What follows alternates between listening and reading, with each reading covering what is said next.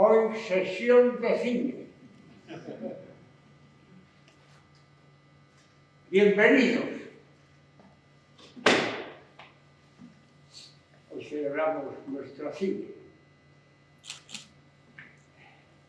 Hace 6 años os convocábamos en este edificio para reivindicar el cine San Lorenzo de Colmenar Viejo,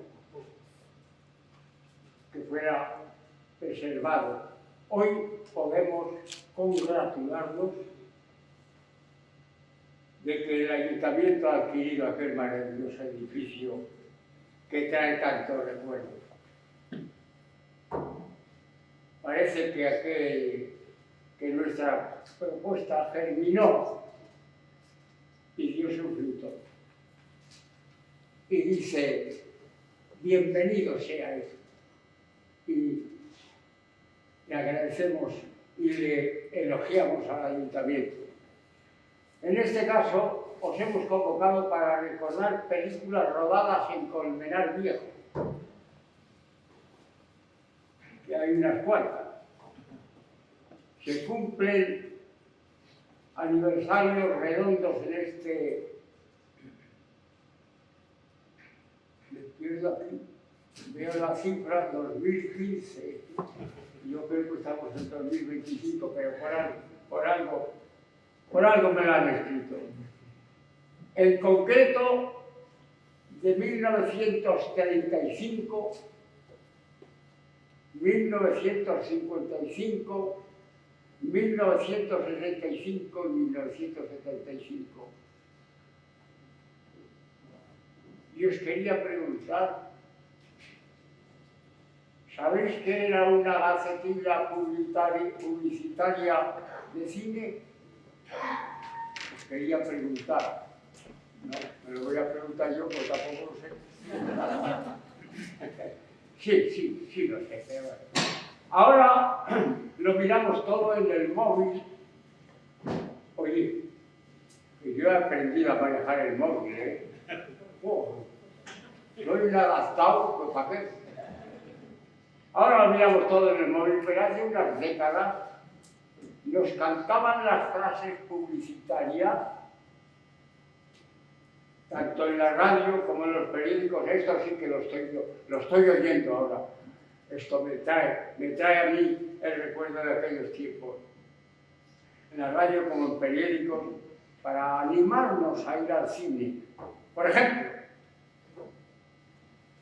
el año pasado se cumplían 60 años de la película que inauguró el decorado del poblado del oeste de Lega y Michelena en la dehesa de Navalvillar. Y las publicidades de la época cantaban así el estreno de la película en 1964. Un hombre solo, enfrentado a vida o muerte con una temible banda de forajidos. Bueno, no me haga el favor, yo lo exagero. Yo es que si no lo exagero, no. Para plasmarlo, para que os lleve a la imaginación. Lo más impresionante del oeste se da cita en esta película. 1000 galopadas frenéticas, peleas salvajes, forajidos y hombres buenos enfrentados, todo un esplendor cuadro del oeste americano. Solo una mujer creyó en él, pero no pudo evitar que se convirtiera en un fuera de la ley. Fuera de la ley. Con Jack Taylor, George Martin, que es el que yo ya hablo palabras inglesas, George Martin y Aldo Sambrel, dirigidos por León Klimovsky, Enies Mancolón, distribuida por Radio Free. Y ahora viene ya el empuje final. ¡No se lo pierda! Y en este año celebramos el rodaje de una película pionera en el desembarco de los americanos en España, una auténtica superproducción rodada en Colmenar Viejo, y la publicidad de hace 70 años decía así: el coloso que conquistó el mundo, ahora en Cinemascope y Technicolor, la película más colosal de todos los tiempos. Unités Artists presenta a Alejandro el Magno. ¡Qué maravilla! Aquellas publicidades, no, yo sí las recuerdo. Yo, los de mi edad sí las recordamos. Tan inolvidable como aquellas películas. Pues ahora os invito a hacer un ejercicio de imaginación. Se descorren las cortinas de la pantalla, se apagan las luces y se ilumina la pantalla con indios. Perdonadme este paréntesis, yo es que ahora lo estoy viendo cuando iba al cine, a sesión doble. Vaqueros, cazarrecompensas, soldados romanos y griegos, piratas y hasta algún que otro monstruo. El maravilloso mundo del cine rodado en Colmenar Viejo. Bienvenidos.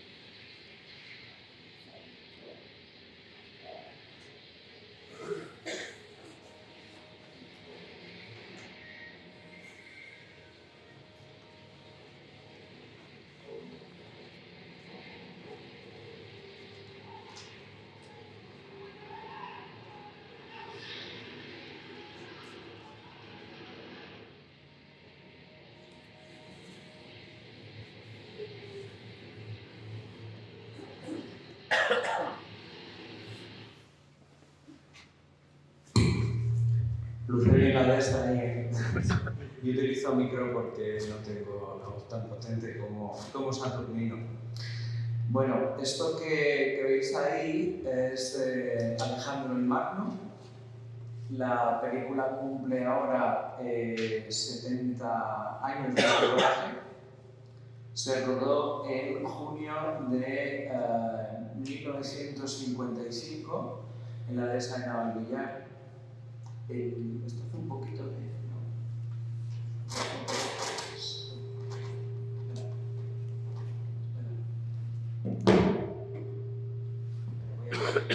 Es un segundo. No.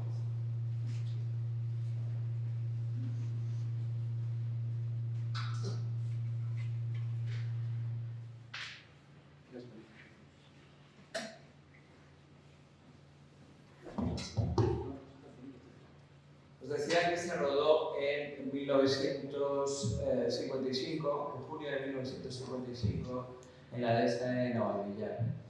Y es una de las películas de las que vamos a hablar esta tarde, porque vamos a hablar tanto de películas que cumplen aniversarios redondos, que bien se han rodado dentro de esos aniversarios redondos, es decir, 1935, 1955, nos saltamos al 45 porque no hay ninguna, 1955, 1965, 1975, Y dentro de estas dos vamos a tratar dos en concreto, que es Alejandro el Magno y La muerte tenía un precio. Y es, digamos, dos de las que vamos a tratar esta tarde. Tras esta bienvenida que os daba Saturnino, tan cinematográfica, es cierto que en las gafetillas lo decían de esa manera, ¿no? Lo decían con ese ímpetu, ¿no? En la época y de la manera de llevar a la gente al cine. Nosotros ahora, bueno, pues las publicidades son de otro tipo. Entonces, igual que nos daba la bienvenida, yo de alguna manera quiero hacer unas alusiones, agradeceros por supuesto a todos que nos acompañéis esta tarde. Han pasado ya unos años desde que hicimos el otro acto y tenemos constantemente trabajo en la web y información en la web. Nos parecía también que el contacto se tiene que mantener de vez en cuando y bueno, pues de ahí este acto. Y hacer una alusión a compañeros que están haciendo también difusión de la cuestión del patrimonio cinematográfico relacionada con preservar de alguna manera la relación de las localidades, de los pueblos y las ciudades con el cine. Por eso hoy nos acompaña, y le agradezco que hayan venido compañeros de San Gil de Burgos, relacionados con nosotros en algunas de estas películas, como es en el caso de Las Petroleras, y que están haciendo una labor de difusión cinematográfica y sobre todo de recuperación de decorados absolutamente impresionante, que recomiendo. Si no habéis tenido todavía oportunidad, acercaros a Silos y acercaros al cementerio de San Gil. Y ahora también acercaros al decorado de Betterville, es absolutamente maravilloso. Bueno, es un lujo que hayan venido a acompañarnos. También nos están acompañando hoy los compañeros de Biocine, de aquí cerquita, de la comarca, y nosotros del pueblo de al lado, que están haciendo una difusión en Noya de Manzanares bastante importante, ¿no? Y me hace especial ilusión que uno de los colectivos que crearon Colmenar Quijote para el cine fue el de animación, que están nuestras compis aquí también. Me hace una especial ilusión. Bueno. Esto que veis es el material cinematográfico que se suele utilizar en los estrenos de las películas, son originales de la época. Esta que tenemos aquí, Joaquín Murrieta, es una película de las que se cumplen años. Y la otra es la que hacía alusión Saturnino García de la primera película que se rueda en el poblado de la dehesa de Navalvillar, en el poblado estable de Elena Michelena, que es Fuera de la Ley, y que protagonizaba nuestro codirector del Auto de los Reyes Magos en una de sus primeras películas en España, que es Jack Taylor. Realmente la primera película que se rueda en Colmenar Viejo en un decorado del poblado del oeste, el primer poblado del oeste que hubo es este, que se hizo para La rubia y el sheriff, con Jane Mansfield, y es del año 58, lo que pasa es que después lo desmontaron.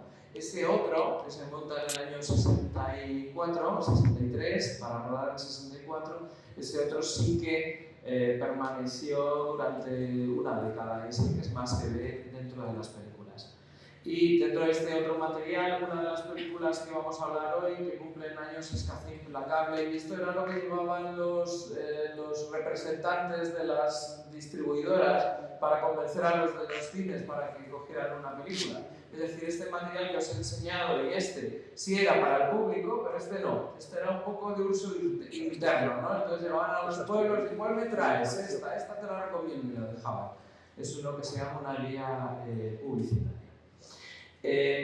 Pues dentro de estas, Alejandro el Magno, como os decía, se rodaba en junio de 1955, y lo más importante de todo es la película que inaugura la llegada el desembarco de los americanos en España. Fijaos si en esto fue importante y lo que marcó que se rodase aquí.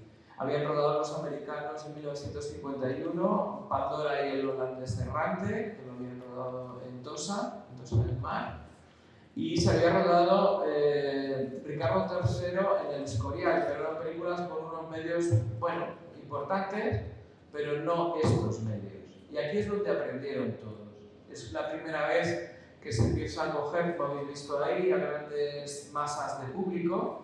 Es la primera vez que se contrata al ejército para participar dentro de los rodajes. A diferencia del ejército americano, al ejército español se les podía disfrazar. Es decir, tú a los soldados de reemplazo, los cuales se les daba, se les daba también su alta, los podías vestir de romanos, los podías vestir de vaqueros del oeste, cosa que los soldados estadounidenses solo actúan de soldados, nada más. Y esto era una primera ventaja. Otra de las ventajas es que había unos estudios bastante importantes ya en Madrid. Otra ventaja era que los sueldos eran muy baratos, tanto para mano de obra como para peonada, como para figuración. Otra ventaja son las horas de luz que hay respecto a otros países, los bajos costes y que las posibilidades de huelga en aquellos años, pues obviamente en ese problema no lo tenían. Pero había la razón más grande de todas, que es muy sencilla de explicar, y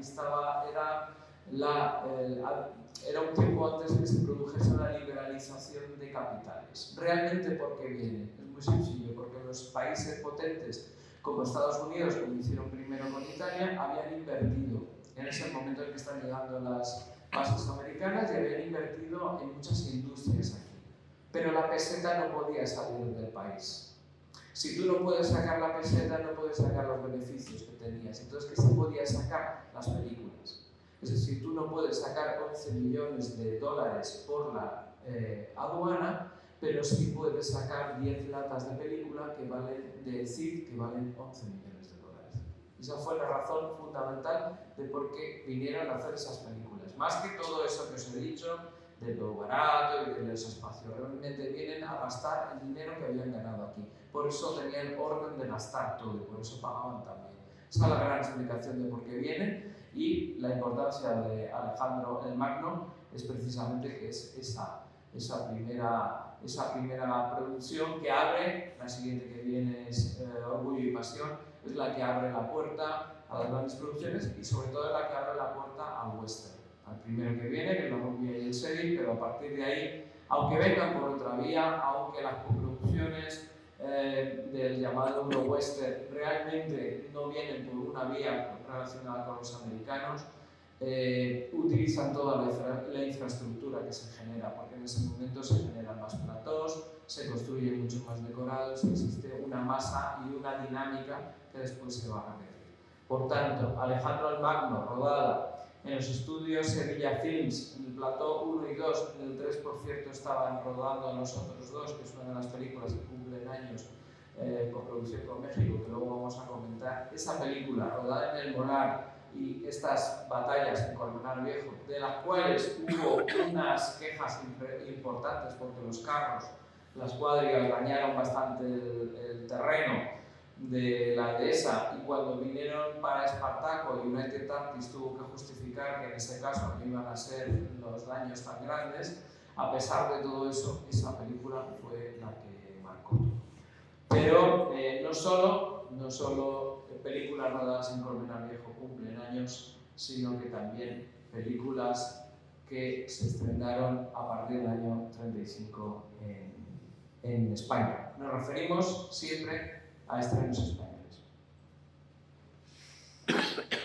Bien, hola, ¿se oye? Hola, bien. Bueno, pues muchas gracias. Uno de los agradecimientos también por acompañarnos esta tarde.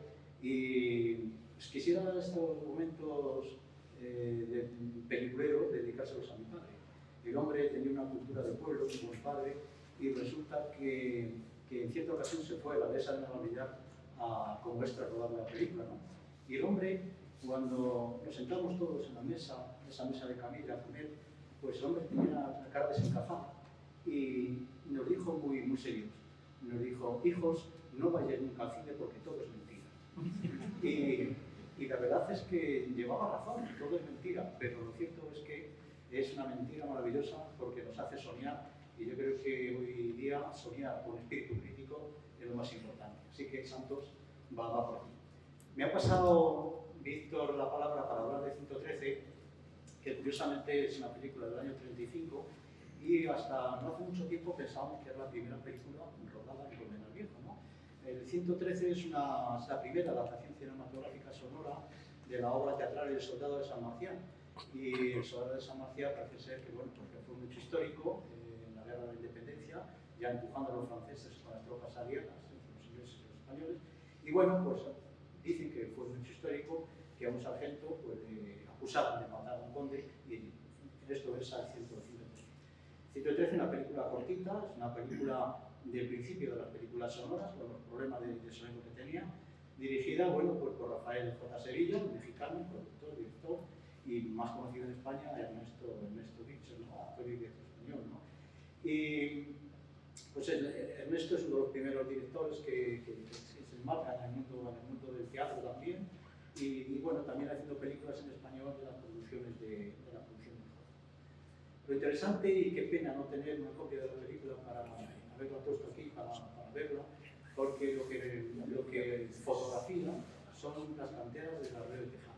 En la época, en los años 30, sobre todo a partir de los años 20, pues Comenar tiene una transformación muy grande, el paisaje se transforma con la explotación de las entrañas de la tierra, con el pórfido, con el granito, aquí hay varias empresas, y bueno, pues esa fotografía, esos espacios se utilizaron para el rodaje de ese 113, que seguramente que debe estar en algún sitio en México, aquí en la película, y estamos convencidos que Víctor, con el afán que tiene de investigar, pues seguramente que la tendremos aquí.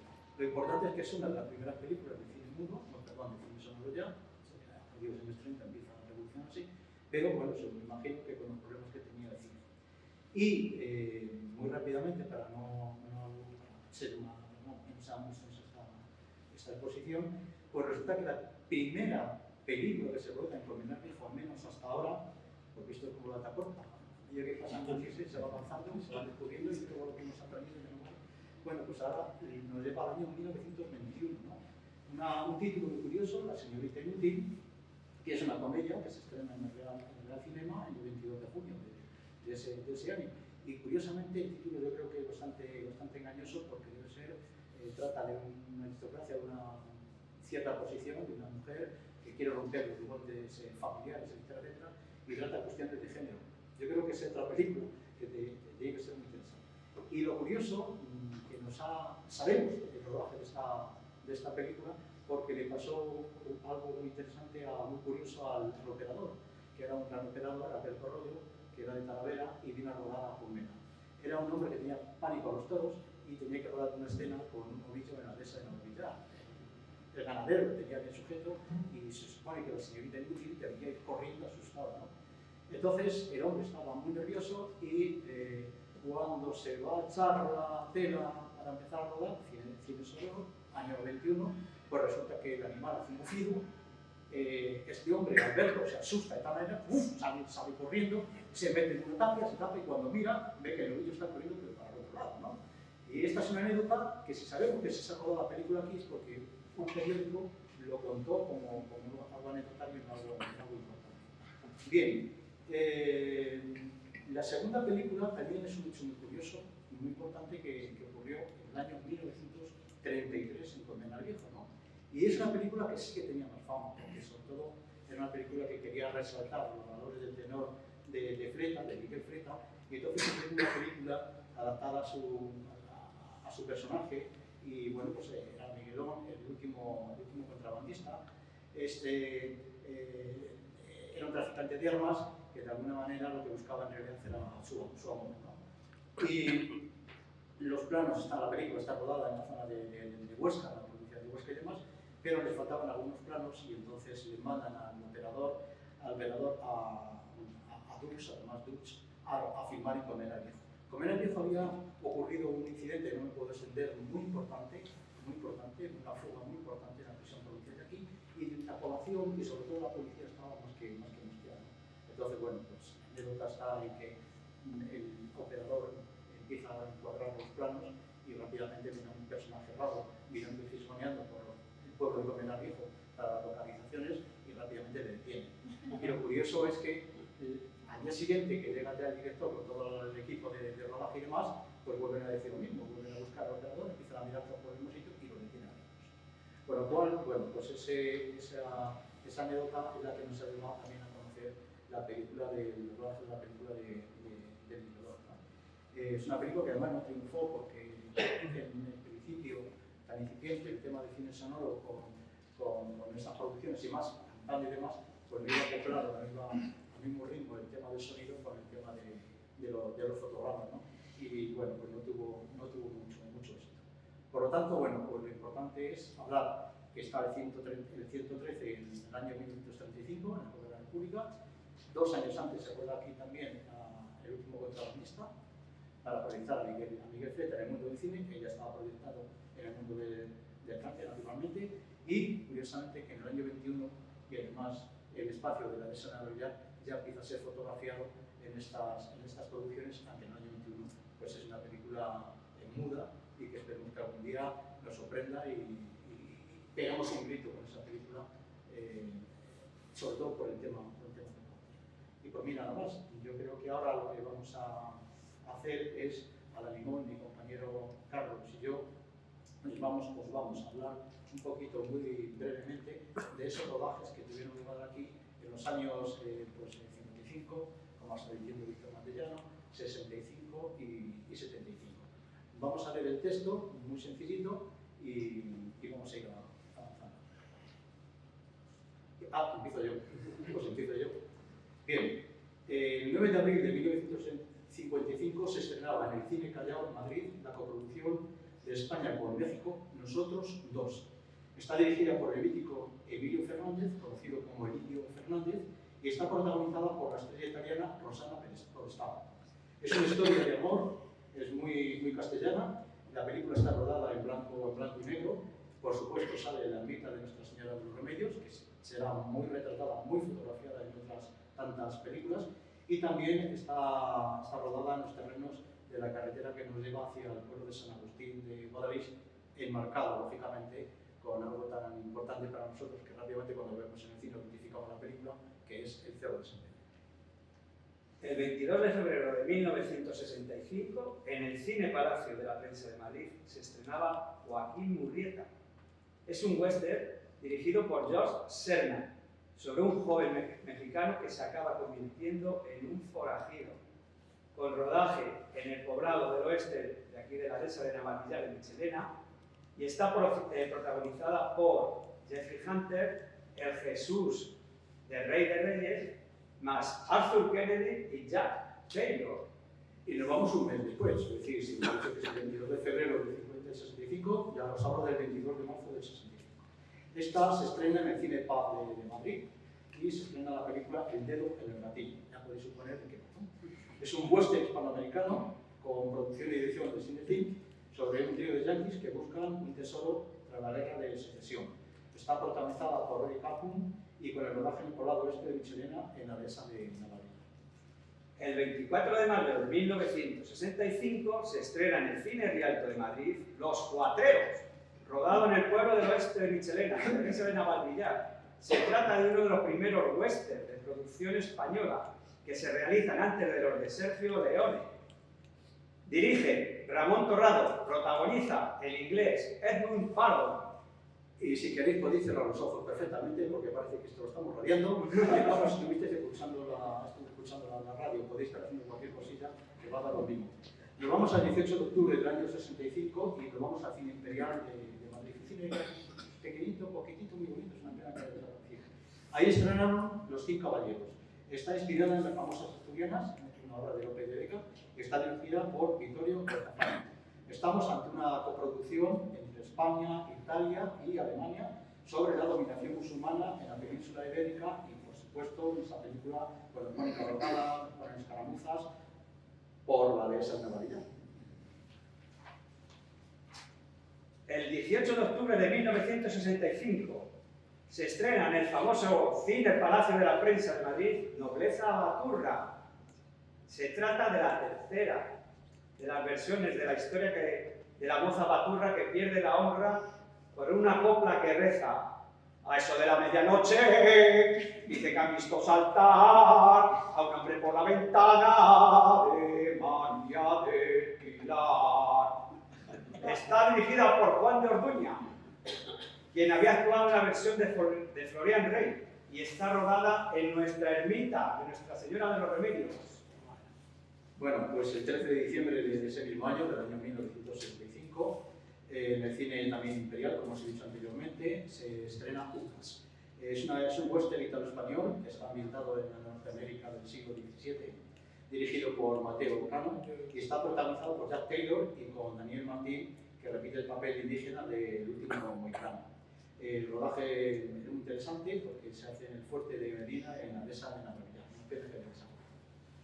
El 16 de diciembre de 1965 se estrena en el cine Gran Vía de Madrid La Escalada de la Muerte, una película muy bonita, producción española de corte infantil, dirigida por Manuel Torres y protagonizada por el gran Roberto Camardiel. Narra la aventura de unos chavales y sus descubrimientos, con presencia muy presente del casco urbano de Colmenar Viejo en la pantalla, ya sea en la corredera, en la plaza de Luis Gutiérrez, aquí al lado, pasando por las calles de la Feria y el Real.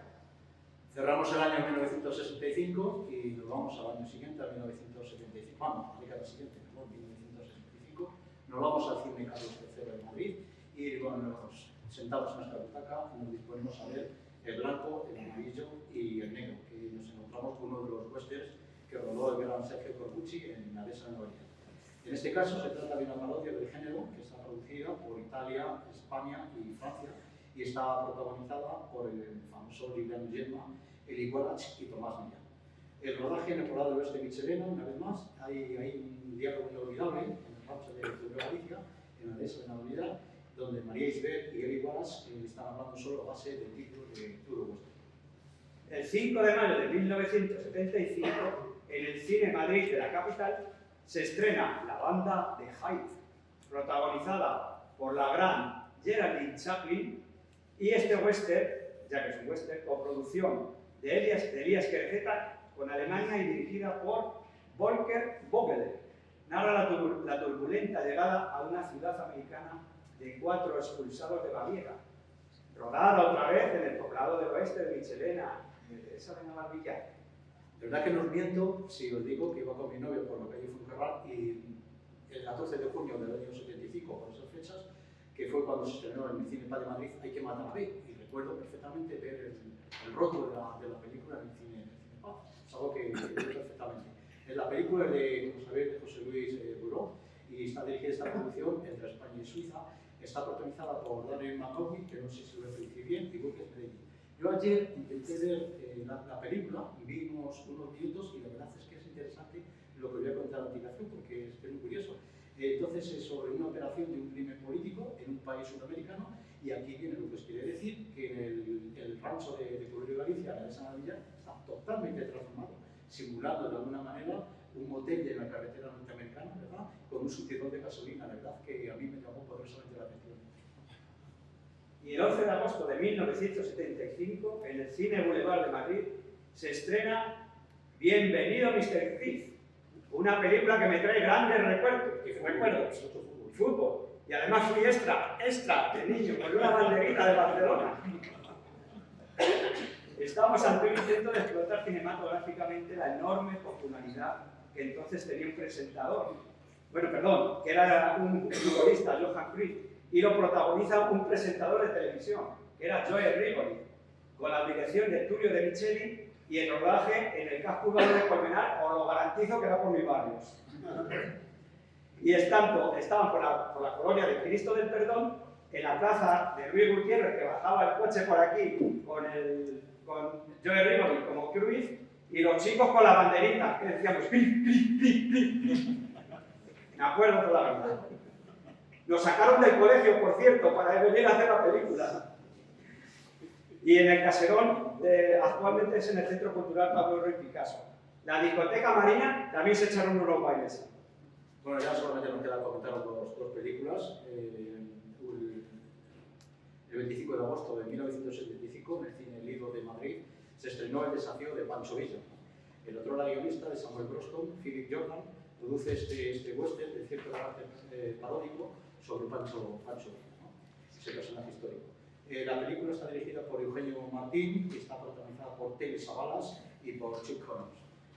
Se rodó, por supuesto, en la Dehesa de Navarilla, donde se levantó además para ese rodaje una empatía.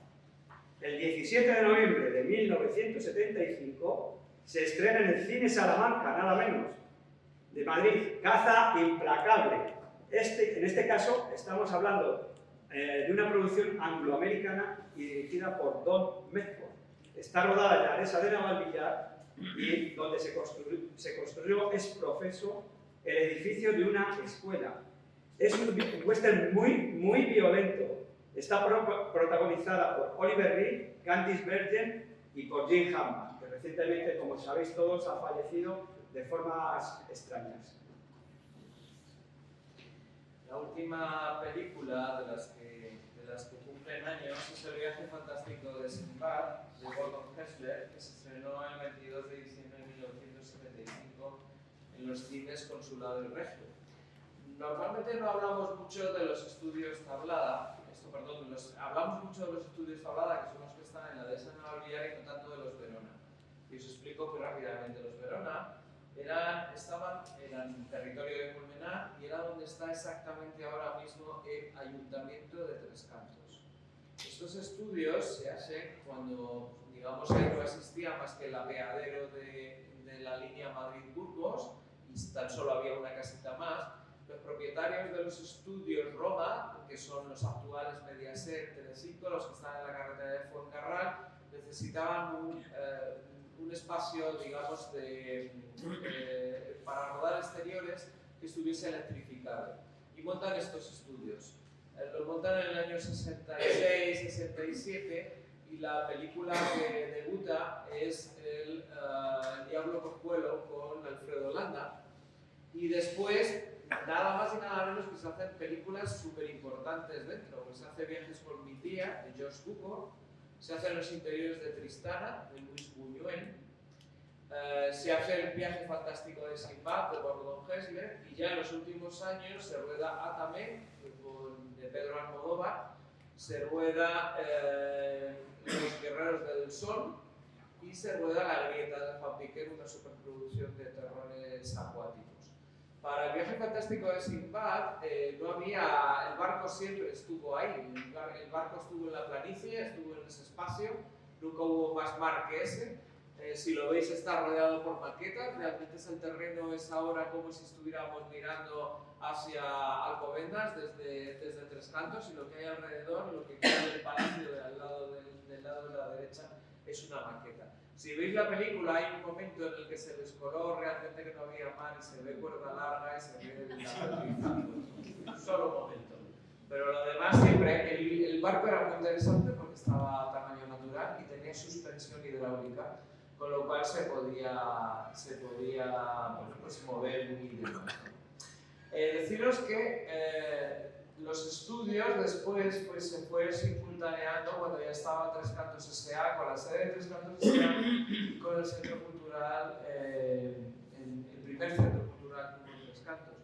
Y se desmonta el plató unos meses antes de que en el año 91 se haga la segregación. Por tanto, a pesar de estar donde está y con todo el cariño a los gigantinos, siempre fueron los estudios Verona de Colmenar.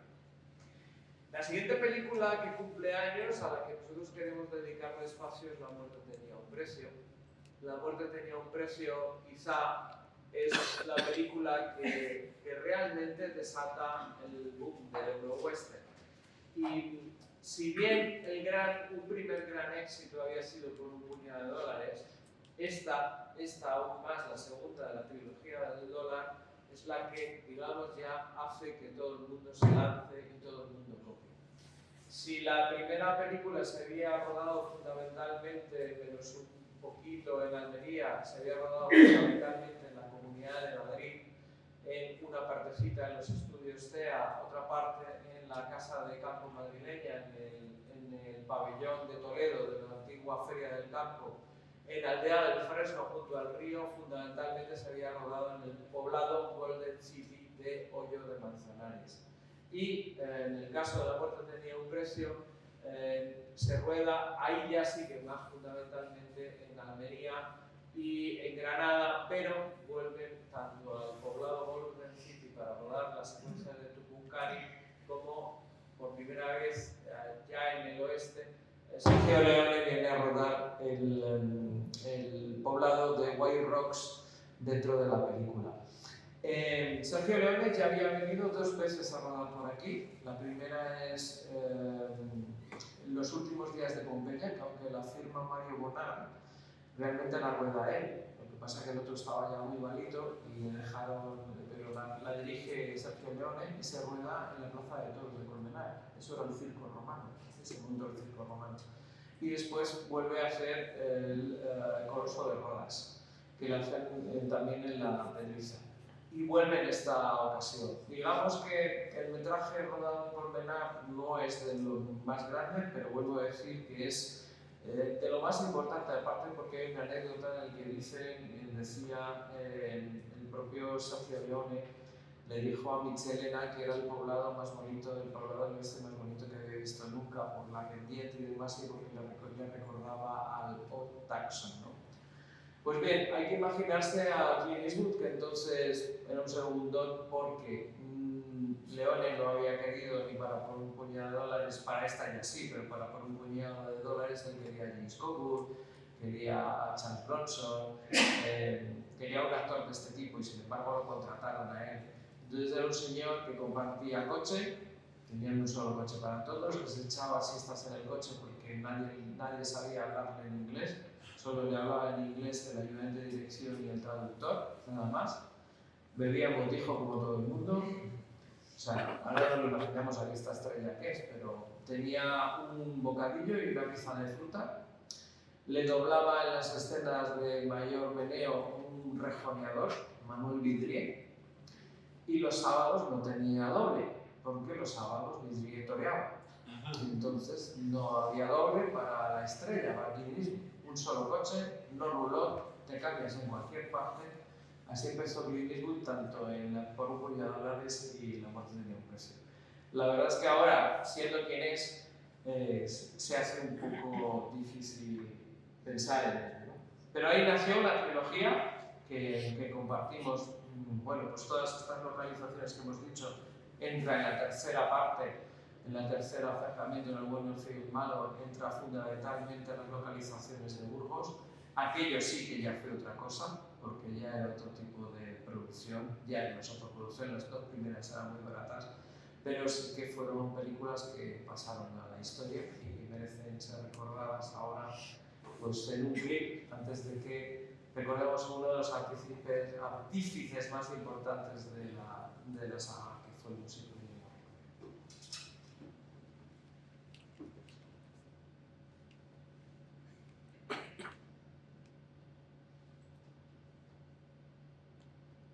El año que viene, sí, tarda un poquillo en hacerle el arranque.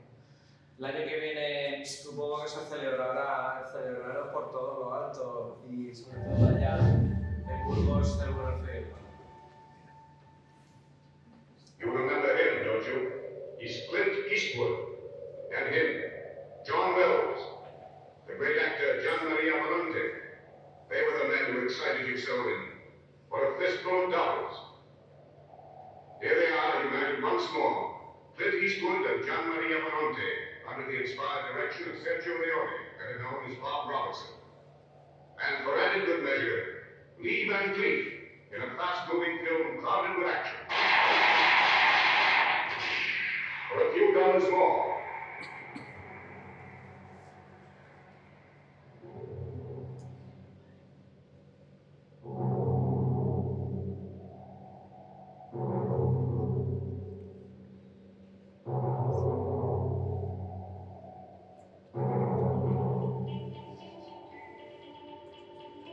It's the story of 2 bounty killers, men who inspired fear in the worst criminals. What made these men tick? Wow, such a big reward being offered to all you gentlemen that I thought I might just tag along on the next robbery. Might just turn you into law. Naturally. I'll be in the tavern. The air around here stinks anyway. Just like the food. But the money will go fast. Yes, these men knew how to wait. Because of the land where life had no value, death might have a price.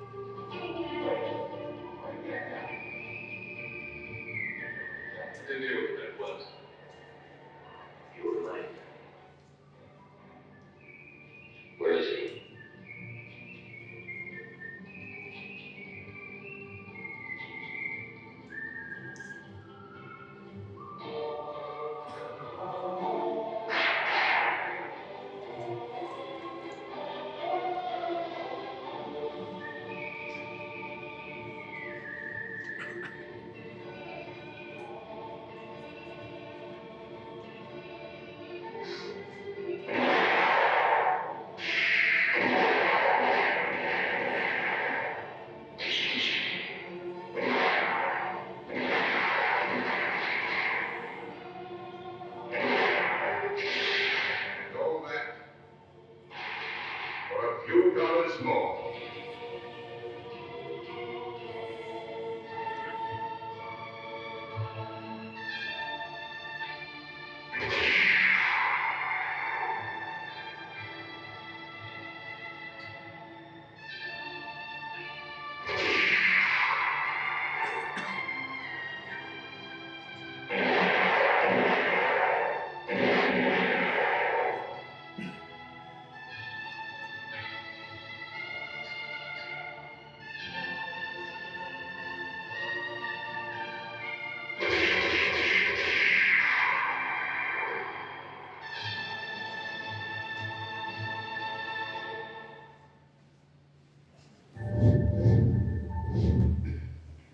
Pues bien, como Víctor nos ha dicho ya lo que tenía que decir de León y de Clint Eastwood, a mí me gustaría destacar uno de los elementos más importantes que tiene para la película La muerte tiene un precio, y es su música, o como llamamos ahora, su banda sonora.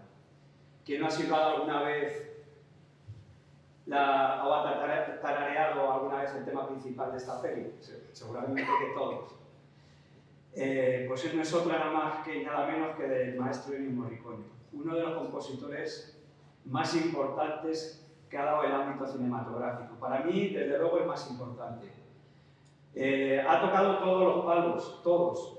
Ha hecho de aventuras, policíacas, giallos, ya sabéis ese género tan autónomo autóctono de Italia. El histórico también, y cómo no, el western.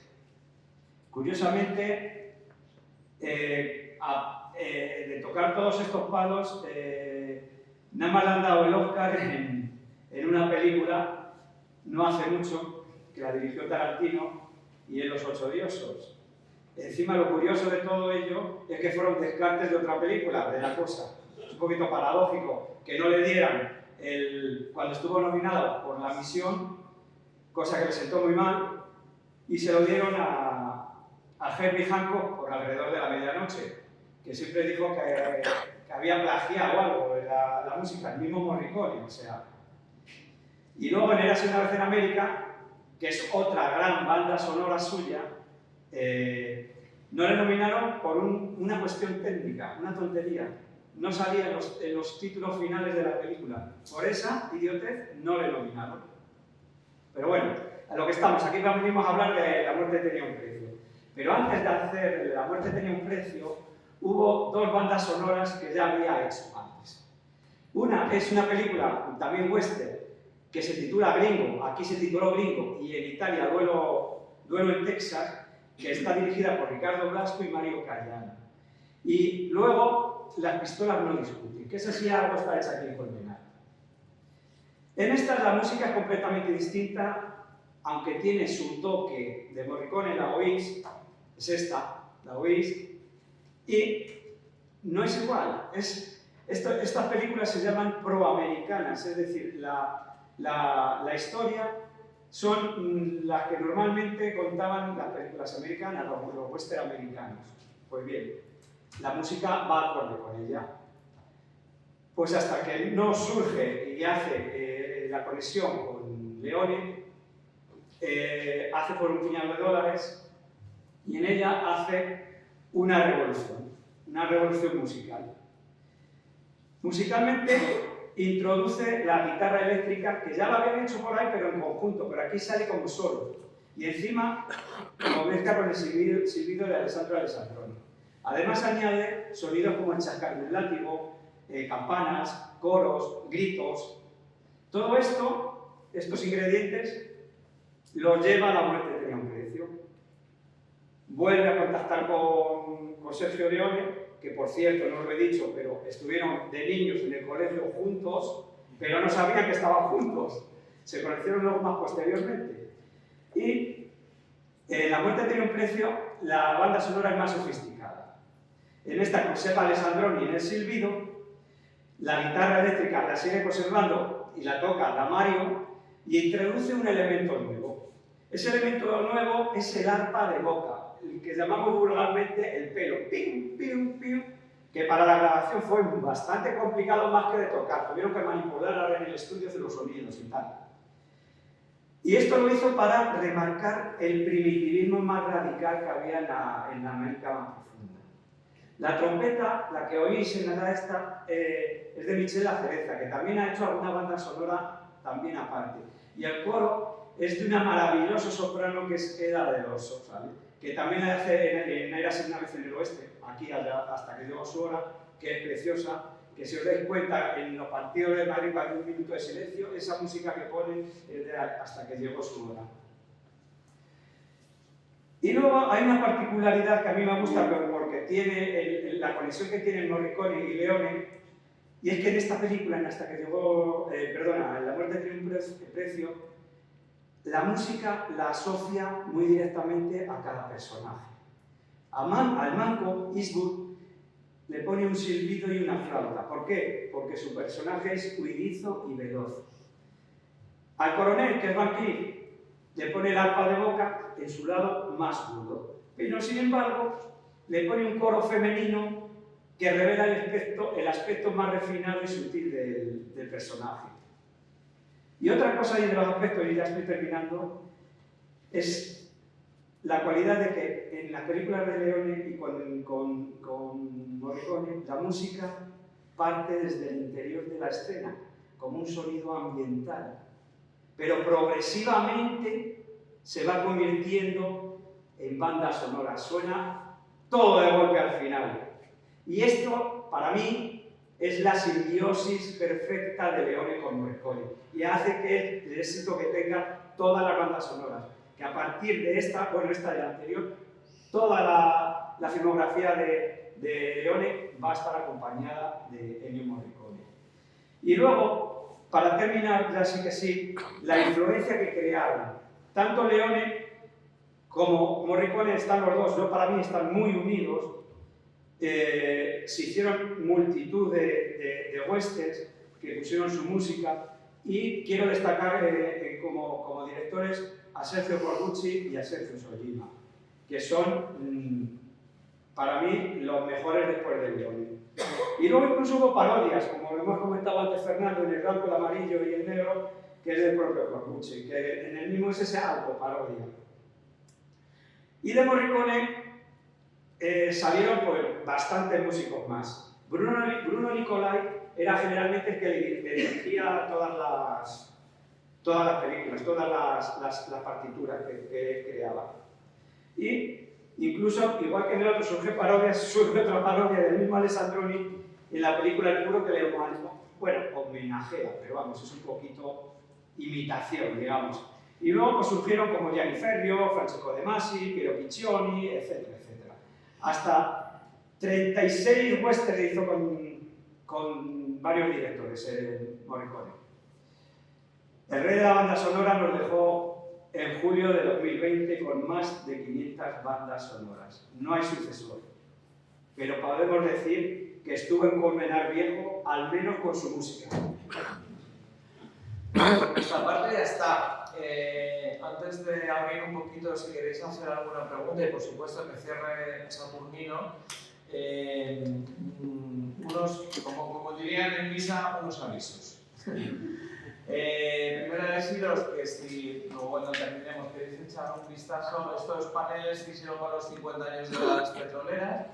Y bueno, ahí que es Las Petroleras es una película que se rueda entre localizaciones burgalesas y Colmenar Viejo, y bueno, fue una, digamos, de las que más espectadores han tenido de la historia del cine español, y ya en su momento su estreno fue 1.400.000 espectadores, que quisieran ver las películas ahora, y es una de las que más han dado la vuelta al mundo.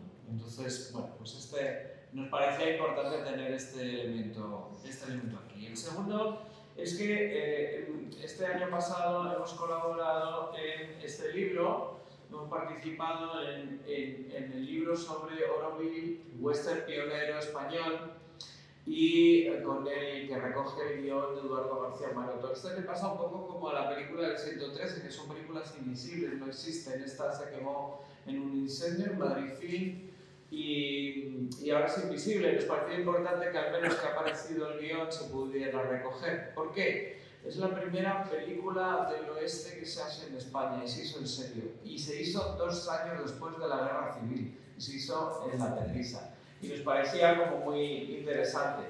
Si os interesa, el libro está disponible de la forma normalizada, editado por Sial Pygmalion de la forma normal, es decir, lo tenéis en plataformas, en Amazon, en librerías. Si a alguien le interesa, lo podéis conseguir.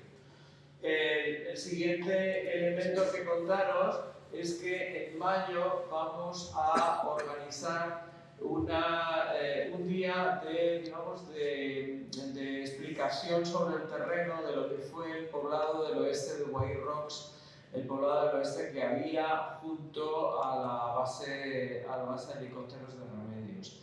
Ya anunciaremos qué día exacto se hace. Se tiene que hacer por el reglamento de la dehesa de Navalvillar, se tiene que hacer en grupos de 20 personas.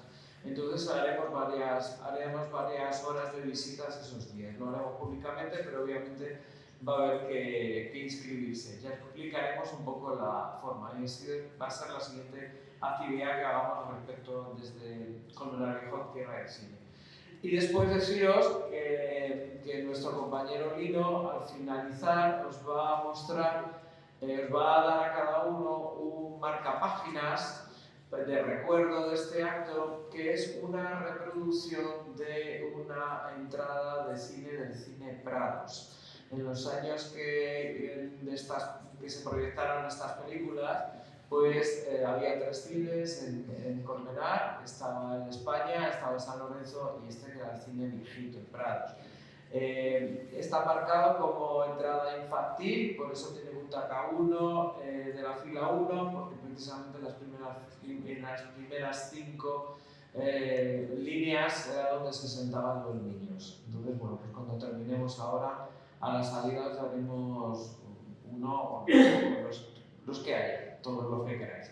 Y nada más, antes de cerrar, pues si tenéis alguna intervención, algo que os apetece decir algo, una protesta, una pregunta, una sugerencia, una duda, una queja, lo que queráis. Ya sabéis que todo lo Buenas que tardes. contar de ti, Sí. Quería comentarte que después de ver los trabajos que se hicieron y las películas que se rodaron en el poblado de la dehesa de Navalvillar, cómo de la noche a la mañana se viene abajo.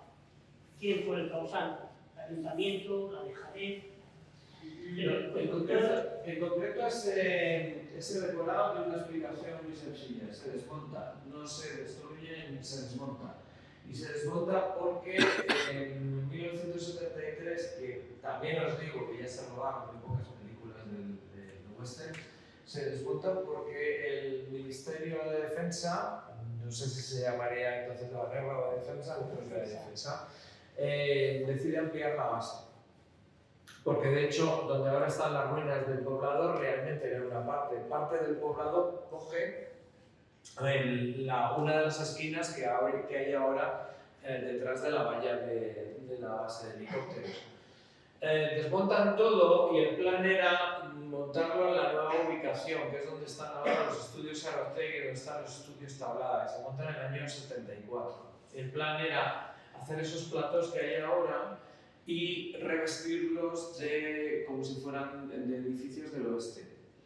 De tal manera que el Pico San Pedro quedaba al fondo, se hacía una calle, pero los platós, a su vez, que eran por lado del oeste, eran hábiles para rodar adentro. El problema es que el dinero que les tendría que llegar del Instituto de Crédito Industrial no llegó, y entonces se llegaron a montar los platós, que luego se han rodado. Se han rodado películas, yo he tenido la suerte de rodar ahí también. Y lo que sí que se llegó a rodar, al levantar, que supongo que algunos lo recordaréis, es que se llegó a levantar el salón. El salón del oeste se llegó a montar ahí al lado de los platós hasta que en los años 90 se Ya, pero es que viendo el atractivo que tiene el poblado del oeste de Tabernes, en verano, que van miles y miles de personas a ver, hay especialistas, que los tenemos buenísimos en España, a ver el espectáculo, no se podría hacer algo referente a lo que tenemos en Almería, siendo Colmenar pues, un punto estratégico en la Comunidad de Madrid. Sí. Porque ya de hecho que desaparecieron los estudios de Daganzo de arriba, ¿me entienden? Pues no tenemos prácticamente ningún estudio al aire libre. Antonio, mira, voy a explicar. Víctor Matellano hizo una película de este, ya lo he dicho, Parada en el Infierno, y era un tributo a todo lo que estamos explicando y viendo aquí, ¿no?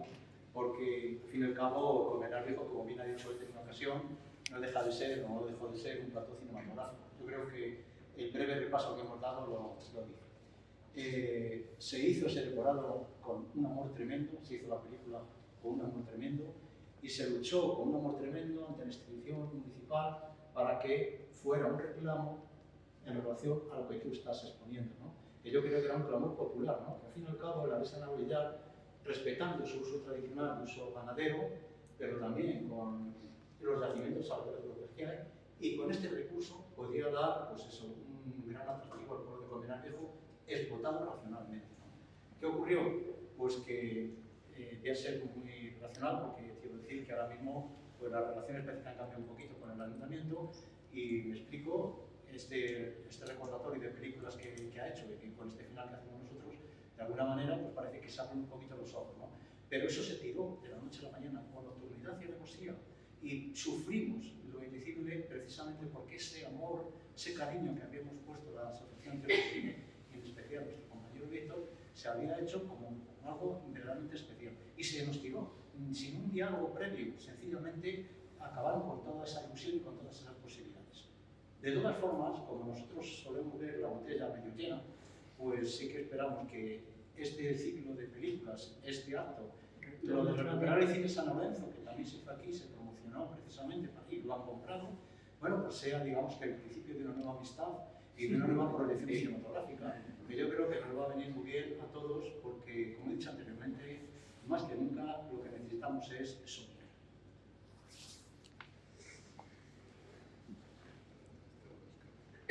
Cosas, chicos.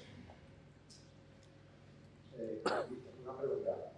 ¿La Dehesa de Navalillar es público, es privado, se puede visitar, se necesita un permiso para verlo? O... No, la Dehesa Navalillar es terreno público, pero en el caso de rodaje existe un canon y existe una normativa. Sí que tiene una normativa la Dehesa de Navalillar, tanto para el uso ganadero como para el uso público de hay que circular por los caminos, no se admiten mascotas porque además molestarían al ganado, es decir, hay una serie de normas, pero dentro de estas normas es un terreno que se puede patear, se puede visitar, es recomendable. Nosotros paseamos muchísimo y bueno, y localizar, hay quien además busca, bueno, digamos, buscadores de localizaciones. Tenemos aquí, hay una labor de fotos que hace Carlos Vallejo, por ejemplo, que yo he sido muy interesante, de comparativa de puntos de las películas, comparada con esa situación de entonces y la situación de ahora. Ya había páginas que se dedicaban a ello, como una página alemana muy interesante, o sea que es absolutamente recomendable. Ahora, luego ya a partir de ahí, el uso, digamos, cinematográfico, pues sí que se está siempre sometido a, está sometido pues, a la decisión de los gestores, ¿no? Y entonces en ese aspecto sí que está arreglado. Me parece muy buena idea lo que vais a hacer con grupos y ver dónde se hizo el poblado, porque ya con gente experta ya vas directamente al sitio. Gracias. Más cosas. ¿Cine San Lorenzo qué futuro les espera a partir de ahora? Pues no lo sabemos, sabemos que se ha comprado, se ha adquirido. Por lo que hemos escuchado, tiene varios usos. Nosotros hemos insistido en que tenga el uso cinematográfico también. Y en Basti, en su día comentamos la posibilidad, por supuesto que supongo que lo harán, preservar las cabinas, la cabina de proyección. La cabina de proyección Es un espectáculo para nosotros cuando hemos subido. Está como se quedó. Está como entonces, como en la última proyección, como en Apocalipsis Now, cuando es que me parece que fue la última película que se puso, está exactamente igual. Cuando hemos subido, siguen oliendo las máquinas a carbón, siguen estando las bobinas, hay algunos rollitos de tráiler, pues está como estaban los libros de contabilidad de las productoras, de las distribuidoras, sigue estando. Eso supongo que lo preservarán, y nosotros en su día dijimos que nos parecía muy interesante que en el piso de arriba se utilizase para hacer un museo del cine. Ahora, ¿qué decidirá? Pues esto ya es una cuestión de ellos, que me imagino que no va a ser una cosa rápida, porque eso necesita una inversión enorme, ¿no? Sí que decir que curiosamente se ha convertido después en plató, y que se convirtió en una serie que la tenéis en A3 Player, y que es Las noches de Tefía, que era digamos, el cabaret Tindaya, y se ve muy chulo como está, ¿no? O sea, que interesante. Pero no lo sé, vamos, creo que no tenemos más datos. No tenemos datos, se oye, se vea, se dice, se cuenta, pero oficialmente no tenemos. Hemos oído que decían que se compraban, se adquirían no solo el cine, se adquieren adyacentes, para que de alguna manera desde el ayuntamiento se amplíen edificios para oficinas, o sea, que esté interconectado el teatro con el ayuntamiento y demás. Pues eso, pero vamos, estas son cosas que oyes. Pues tendría que ninguna. Bueno, lo primero, felicitaros por la organización de esta iniciativa, y además son iniciativas que no deben de faltar en la agenda cultural durante todo el año de Colmenar Viejo. Por ello quiero animaros tanto a la Asociación Tierra del Cine como al equipo de Ecología a que continuéis haciendo charlas de distintas índoles sobre esa historia cinematográfica que tenemos en Colmenar. Estamos hablando que Colmenar no le tiene nada que envidiar a otras zonas en las que también existe historia de cine. Y respecto a este cine San Lorenzo, yo creo que no hay que bajar la guardia, ¿de acuerdo? Porque hay declaraciones en prensa de los gobernantes de Colmenar Viejo en las que se nombra al cine San Lorenzo, a esa adquisición, pero en ninguna se nombra la palabra cine, se nombra la palabra teatro. ¿De acuerdo? Que luego pueda ser un teatro-cine, a lo mejor.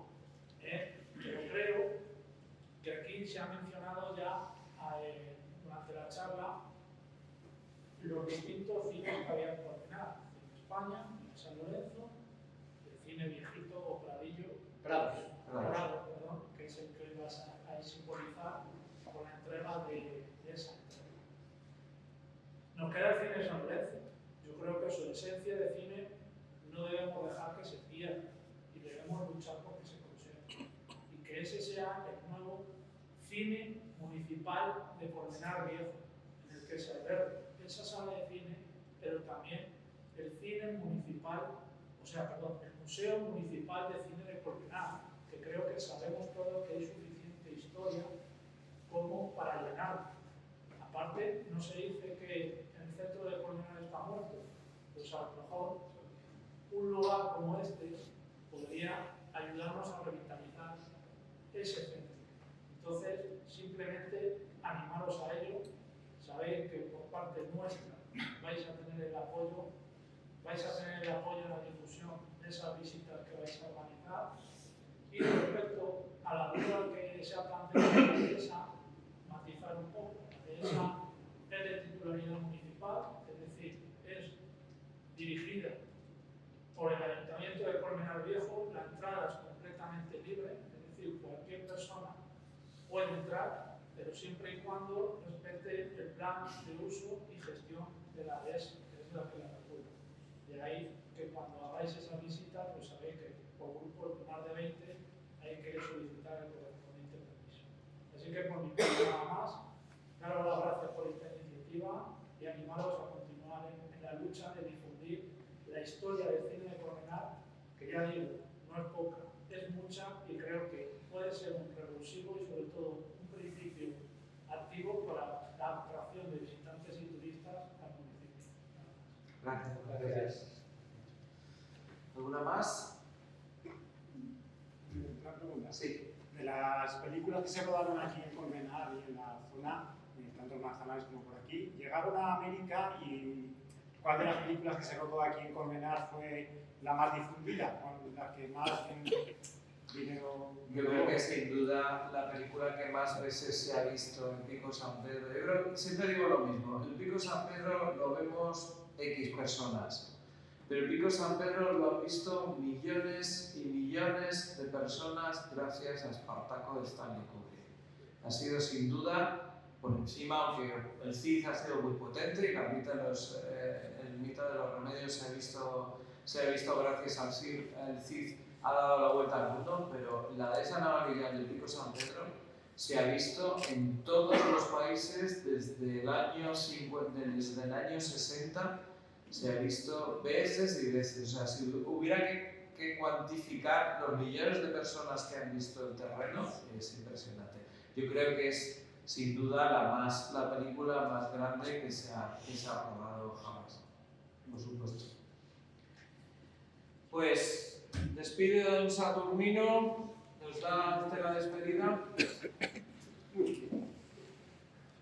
Pues había dado la despedida. Había dado la despedida, ¿no? Sí. Pues quiere decirse que hasta aquí hemos llegado. Ya no hay que alargar más porque ya está todo dicho y además muy bien dicho, creo.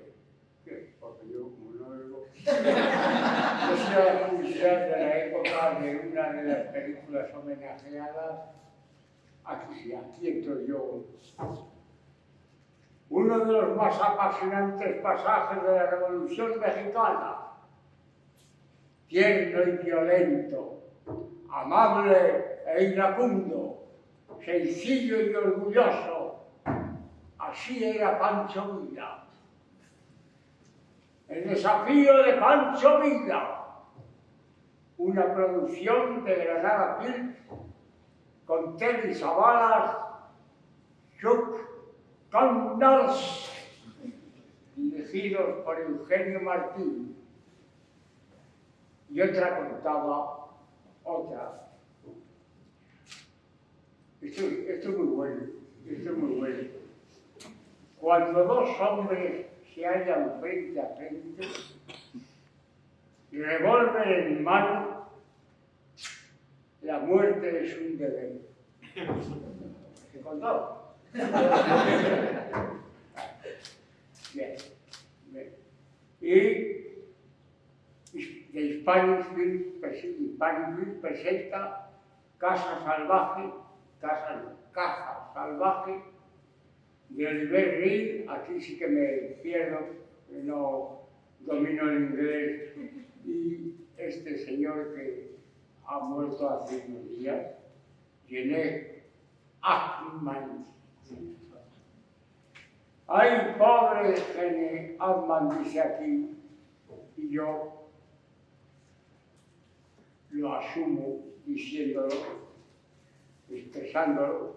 Ay, pobre Jenny, creo que se dirá, Hackman, que fue hace unos pocos días. Pero ¿sabéis? Efectivamente, sí, lo saben. Todos ellos siguen presentes gracias a la magia del cine. Y de no cine, estamos presentes. Aquí no se va nadie. Se muda a otro sitio. No se va nadie. Y esto es infinito y eterno. Que me pierdo yo ahora. Ese cine rodado en este pueblo que desde Colmenar Viejo, tierra de cine, seguiremos reivindicando. Aquí con estas fuerzas vivas que tienen una alma cinematográfica Vamos, que yo tampoco soy malo. No dejéis de seguir de vez en cuando nuestra página web. Ahí lo contamos todo. Y por supuesto ir al cine, hijos míos, ir al cine, hijos míos, sobre todo cuando haga yo una película. Pero vamos, hago una película y no vale ni yo.